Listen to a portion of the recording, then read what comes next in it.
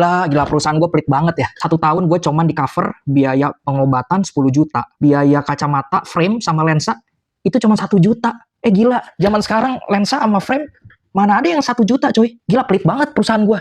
Buset dah.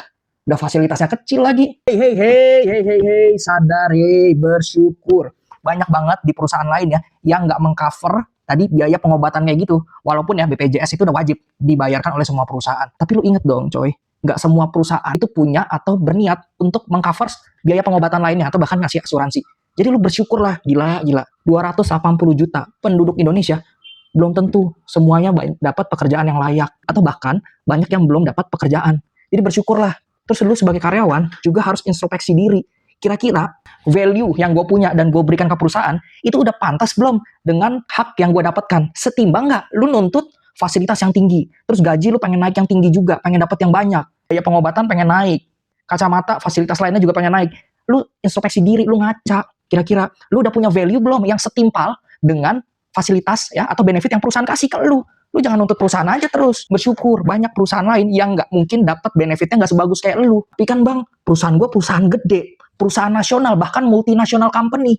Masa gue cuma dihargai seperti itu? Ya lu upgrade diri dong, upgrade diri, tunjukin kalau lu pantas. Kalau lu bener-bener pantas, lu resign. Lu berani nggak resign dari perusahaan itu? Lu ngelamar tempat lain, lu jual diri lu ya, lu mengatakan I'm bervalue, saya sangat bervalue tinggi. Berikan saya fasilitas A, benefit B, C, D, E, dan sebagainya. Lu coba berani kak kayak gitu? Lu cuma bisanya berkoar-koar doang. Cuman bisanya adu-adu nasib sama teman-teman lu yang lain. Anjir lah, perusahaan gue pelit banget lah. Fasilitasnya begini amat, pelit banget lah, kerja bagai kuda. Business owner ya, sebagai mungkin pengelola perusahaan juga pusing coy, gila. Mungkin gak seenak lu, karyawan yang pendapatannya tetap. Lah kita perusahaan, bulan depan penjualan turun, gak ada, stagnan.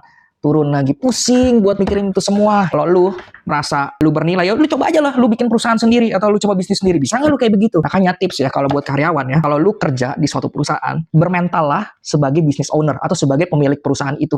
Jadi lu bekerja tidak hanya kerja aja, tapi berpikirlah sebagai pemilik perusahaan dan coba belajar sebanyak mungkin dari perusahaan tersebut. Lu ambil ilmunya sebanyak mungkin, lu bisa mendirikan perusahaan yang seperti atau lebih baik kayak gitu. Jangan sekedar gaji atau fasilitas aja yang lu nikmatin, tapi lu bisa mendapatkan pengalaman, ilmu sebanyak-banyaknya, sehingga pengalaman atau ilmu yang sudah banyak tersebut bisa lu terapin di luar, bahkan lu bisa bikin perusahaan sendiri. Nah, itu baru top. Oke, semoga tidak tersinggung ya. Gue juga karyawan, bro.